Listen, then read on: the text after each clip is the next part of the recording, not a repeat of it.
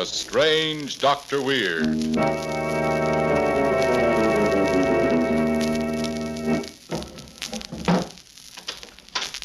Good evening. Come in, won't you? Why, what's the matter? You seem a bit nervous. Perhaps the cemetery outside this house has upset you. But there are things far worse than cemeteries. For instance, the feeling of being cut off from the world by an insanely jealous man, as in the story I want to tell you tonight. The story I call Beauty and the Beast.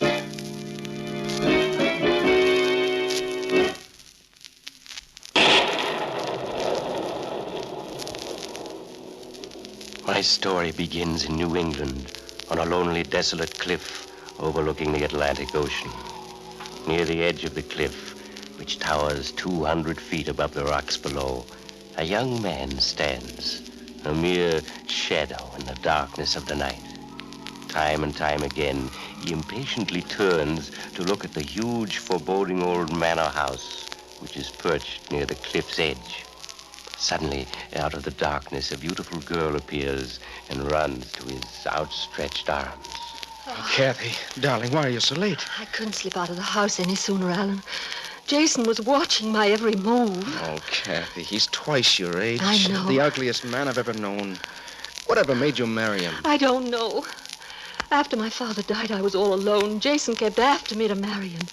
Something in his eyes forced me to say yes. I was afraid to refuse. Well, you're not going on living with him.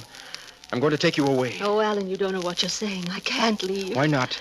If I were to run away, Jason would follow you and kill you. He'd kill you the way he killed... The way he killed whom?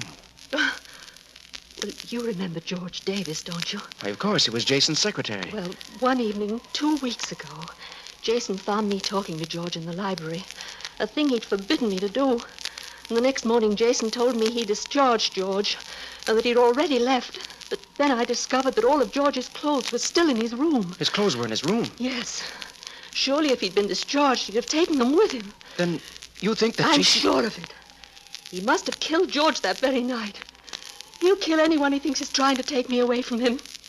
Oh, darling, I couldn't stand to have anything happen to you. Oh, darling, nothing's going to happen to me, nor to you.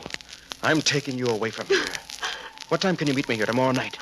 I think I can manage to slip away around 9 o'clock. All right, darling, 9 o'clock it is.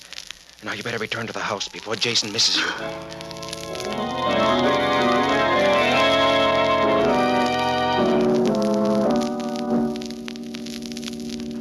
Catherine! Jason! Where were you, Catherine? Oh, I was just out getting some fresh air. You're lying. You slipped out to meet someone. No, Jason, really. Oh, Jason! My arm! You're hurting me. Who was it? Ellen? Was it Ellen? Tell me, or I'll... Beg pardon, sir, but Sheriff Rogers is here to see you. Very well, Charles. Show him in. I'll do all the talking, Catherine. Good evening, Mr. Winthrop. Miss Winthrop. Sorry to intrude, but I must. What can I do for you, Sheriff? I understand you have a secretary, George Davis. I did have. I discharged him 2 weeks ago. Why are you so interested, Sheriff? Because his body was washed ashore this afternoon, 20 miles down the coast. Well? There were deep gashes on the body as though it had fallen from a great height onto the rocks in the sea. It may be suicide, and it may be murder. You say it may be murder? Yeah. Surely you don't suspect I had anything to do with it, do you? I don't know. There have been some mighty strange things happening around here. 4 months ago, Sam Arnold, your chauffeur, was murdered, and now... Sam Arnold? Murdered? You seem surprised, Miss Winthrop. Don't you know he was murdered? I'm afraid she doesn't, Sheriff. She's been ill for quite some time, so I kept the news from her. Oh, then she doesn't know that Arnold was stabbed to death less than 100 yards from this house. Oh, no. I thought he'd been discharged. Who did it? Well, we haven't found Sam's murder yet, Miss Winthrop. Now we have another mystery on our hands, the death of George Davis. Mr. Winthrop, I want you and your wife to be at the coroner's inquest in the village day after tomorrow. Quite a few questions we want to ask you about the deaths of both Sam Arnold and George Davis. There's a lot more going on around here than meets the eye.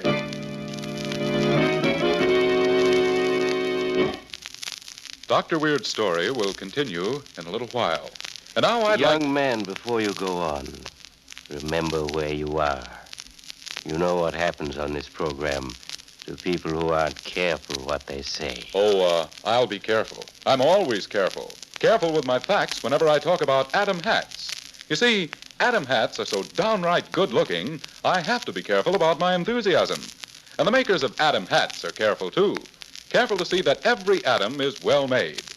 Look at any atom, and you can see for yourself the quality workmanship that goes into the designing of Adam's smart styling, perfect fit, and correct details.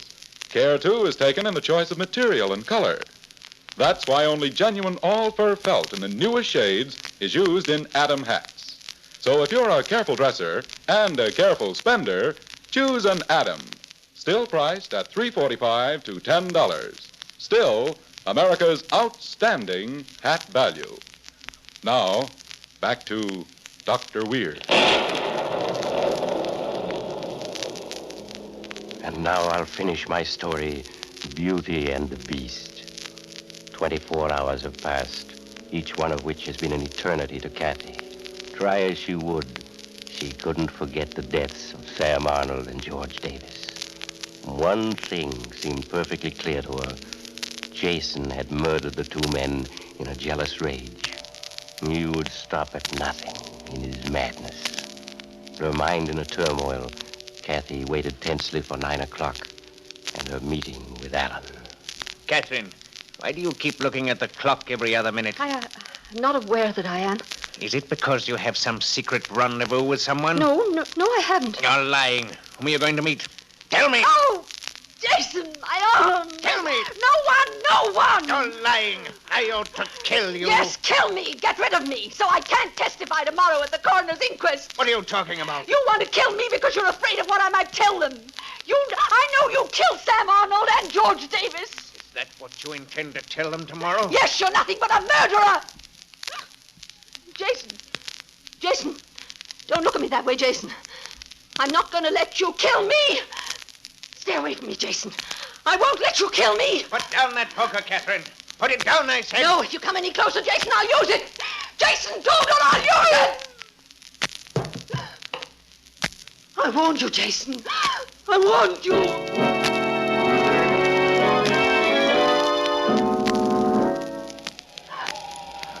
Kathy, you mustn't cry. You struck Jason in self-defense. Oh, Alan, what are we going to do? We're going through with the plans I've made. I have 2 tickets and a plane for Mexico, and we're going tonight. Catherine! Jason! Oh, there you are. You're not dead. I didn't kill you. No, the blow you struck me only... Ellen, what are you doing here? I've come to take Kathy away, Jason. Ellen, you don't know what you're saying. I'm warning you, Jason. Don't try to stop me. You don't understand, Ellen. She's a murderess. She killed 2 men. What are you saying? I never killed anyone. Ellen, I'm telling you the truth. She killed Sam Arnold and George A. Davis. You're lying. I didn't. How could she possibly kill 2 men and not know it? Because she's insane. Insane? A homicidal maniac. There are times when she loses control of her mind, and when she does, she kills. And then she comes to and has no memory of it, I suppose. Yes, that's it exactly. Just a minute before she pushed George Davis off this very cliff we're standing on, I heard her talking to him. Her voice was low, excited, the voice of a homicidal maniac. Before I could reach them, she'd pushed him off this cliff, and then she fainted. And when she regained consciousness, she had no memory of what had happened. No, it isn't true, Alan. He's trying to blame me for murders he's committed. Yes, I know, dear. Your story's very clever, Jason. Would account rather nicely for the deaths of those 2 men, wouldn't it? I'm telling you the truth, do you hear? And I'm going to tell it to the coroner's jury tomorrow. I've protected her as long as I can. You're not going to tell the coroner's jury anything tomorrow. Alan, she's insane. No. She has to be exposed for both our sakes. Why? Alan, let go of me. You don't deserve to live trying to make Kathy pay for your crimes. No, Alan. Don't. You must listen to me. Alan, don't. There was no other way out, Kathy. He was insane. Utterly insane, trying to make it appear that you murdered Sam Arnold and George Davis when he did it himself. Why, Alan, what is it? What's wrong? I just remembered something. When Sam Arnold was murdered 4 months ago, Jason and I were on a hunting trip in Canada. Why, we heard the news together over Jason's portable radio. You mean Jason didn't kill Sam Arnold?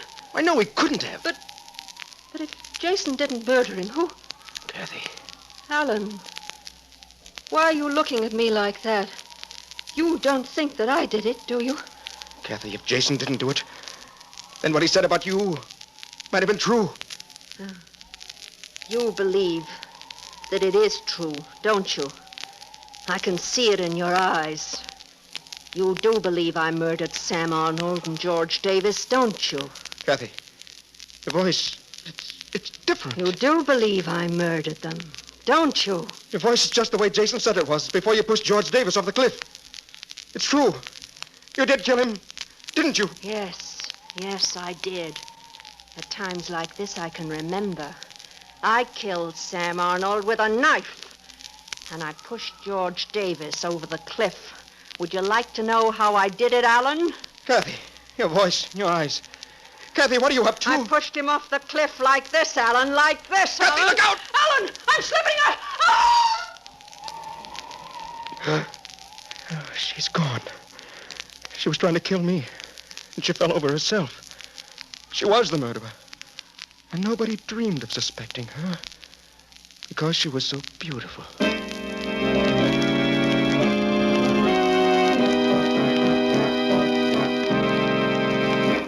Alan was right. Nobody dreamed of suspecting Kathy because she was so beautiful. But her husband, who was ugly, well, he was suspected right away. You see how handy a pretty face can be? Sometimes. But there's an old saying, beauty is only skin deep. So be careful about walking on cliff tops with lovely young women. One of them might be another Kathy. Oh, you have to go now. Well, perhaps you'll drop in on me again soon. Just look for the house on the other side of the cemetery. The house of Dr. Weird.